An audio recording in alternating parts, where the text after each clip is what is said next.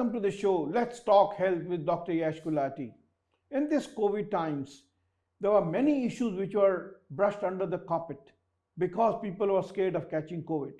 But let's not forget, in elderly people, prostate is increasing in size and sometimes it causes difficulty in passing urine. Some prostates get cancer, these need to be treated. To discuss how we treat this and what is the strategy for this, we have with us Dr. Rajesh Taneja, who is a senior consultant in urology. Not only that, he's also a specialist in robotic surgery for prostate cancer. Dr. Taneja, you are very welcome on this show. Thank you very much, Dr. Gulati. Tell me, how big is the problem of prostate in growing population? See, after the age of 50 years, many people would start feeling the symptoms of enlarging prostate. Prostate enlarges in all men, but to a different extent in each. So the typical symptoms are obstructed urination or a frequent desire to pass urine or lack of satisfaction at the end of urination. But then they are generalized symptoms and they can be treated by anybody with the usual medications which are available. The problem is when we do not investigate them, then we don't know what is the extent of the internal disease, whether this prostate is affecting the bladder permanently or affecting the kidneys or is growing into a tumor. And that is where we need to look at these patients with critical analysis, get them investigated to exclude serious consequences. What are the warning signs? When would you say a patient should consult his doctor, a urologist, about his problem? What are the warning signs? See, the warning signs are that if if he's spending more time in the washroom at night than the bedroom, this is a sure shot method.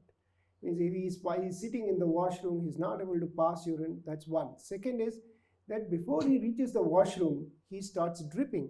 So this is again a serious concern. But I must tell you that when we talk of a cancer or we talk of a tumor, then we don't have early warning signs. The only thing that helps you to detect a cancer at an early stage is an estimation of a blood test called prostate specific antigen, or PSA. In India and in Delhi, a lot of people who are above 50 years are aware of this term called PSA, and they get it done regularly in each health checkup, which is the annual health checkup, which is due every year. How specific is this? And what is a false positive and negative? Can you miss in spite of doing all these tests? Yes. So if the PSA is high, then there is a chance that there would be either an infection or cancer. If there are no symptoms or no signs of infection, then one has to be very clear and very careful in treating these patients. A single value of PSA has no relevance. So you need to see whether there is a PSA which is rising steadily, whether it is falling, or has it been static. And if the PSA has been static despite the fact that you have excluded an infection, you can still observe. But if the PSA has been rising and there's a rising trend, it is certainly a real warning sign and needs to be investigated by a biopsy and other investigations. Right. It's strange. As we grow, most of our things shrink. But prostate is something, it increases size. Be as it may, it does. Now we are going through this COVID times.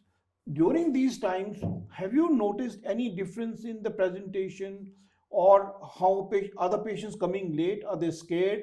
Or have you noticed any difference in the patient's perceptions? So I'll put it in two parts. There are two parts of this answer. The first is, of course, those patients who are aware that they have been suffering with urinary symptoms because of an enlarged prostate, they would pop out the pills which their elder brother or father used to pop off, and they try to delay coming to the hospital for an ultrasound. And that is what is perhaps wrong, because you do not know what is the exact extent of your disease and whether it is really prostate or not. The second part is that a lot of people who are stable on prostatic treatment, they come with symptoms because they've started using some concoctions and decoctions for prevention of COVID. That is actually a bladder irritant. All these spices and herbs which contain a lot of acids, they are being excreted through the urine and they are coming and getting stored in the bladder and causing it to be irritable. So the symptoms are worsening. So we have to look at the new appearance of symptoms which could be related to diet, which are very simple to treat to exclude the herbs, the spices and other decoctions. And if there are new symptoms which are not due to them, they should be properly investigated, because I have seen few patients who have come to us who have been started on a very simple suspected to be a benign hyperplasia of prostate, very simple medication, and they turn out to be malignancy. And we lost very precious time due to the COVID. So my advice would be, if you have a urinary symptom which has started now, please get investigated, please get an ultrasound done. Dr. Taneja, as you mentioned that for diagnosis, ultrasound may be required.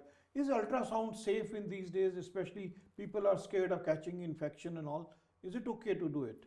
So let me tell you, it is safer to come to a hospital which follows the rules than to go to the market to pick up vegetables. It is very important that you maintain the social distancing, mask and other things. And when you are coming to a hospital like where we work, then we have a segregation of patients of non-COVID and COVID patients. So the chances that you will get infected just because you have come to an ultrasound room are remote, because there is a rigorous screening.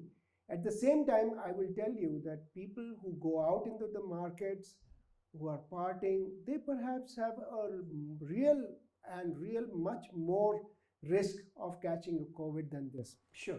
Dr. Taneja, so if somebody has prostate problem, elderly person having difficulty passing urine, or sometimes they even get into emergencies. Suppose an elderly person who has prostate enlargement gets in a situation that he cannot pass urine, it's an emergency, and he happens to have COVID also. So what will be your strategy there? So what do you do? See, if the person has a retention, it has to be relieved. He needs a catheter. Even if he has a COVID positive, so we and you and many other surgeons, we are all operating on patients who are known COVID positive if it is required. So this person has to be treated as per merit of a retention of urine, needs a catheterization. Certainly no invasive investigation or treatment at this point of time till he recovers from COVID. But yes, we should not deny him a catheterization. Sure. And what about patients who have prostate enlargement and were recommended surgery, say 6-7 months ago? Should they wait? And the other part of my question is, somebody who has cancer of the prostate and was recommended surgery, should he wait? So do you draw a distinction between the two? Yes.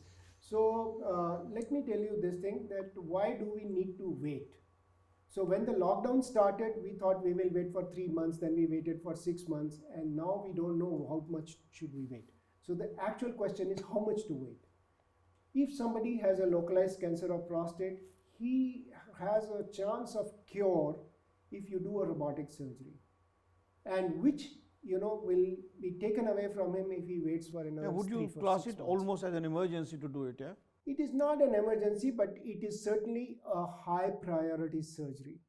Another patient who has got diabetes, who's got a catheter in the bladder, whose kidneys are suffering and his infection will never go unless you make him catheter free, I think that becomes kind of again a high priority surgery, even though it is classified as elective, but then it becomes a high priority surgery. And patients who can be controlled not 100%, say 80% on drugs, but do require surgery later, should they wait, or should they also say no? Yes, so I will tell you, if the issue is only of symptoms, they should wait.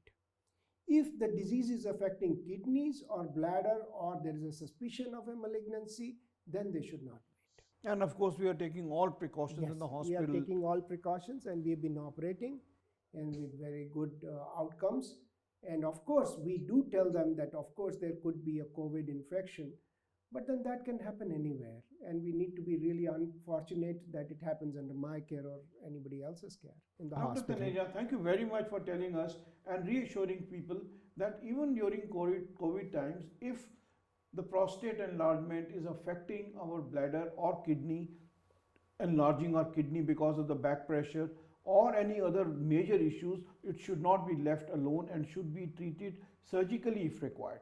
And at the same time, as you said, Dr. Taneja, that if somebody has cancer of the prostate and needs surgery, it should not be delayed at all. And Dr. Taneja said these are safe and all protocols have been taken and they are in place, and he has reassured us. Thank you very much, Dr. Taneja, for saying that, and thank you for watching. Thank you, Dr. Gulati.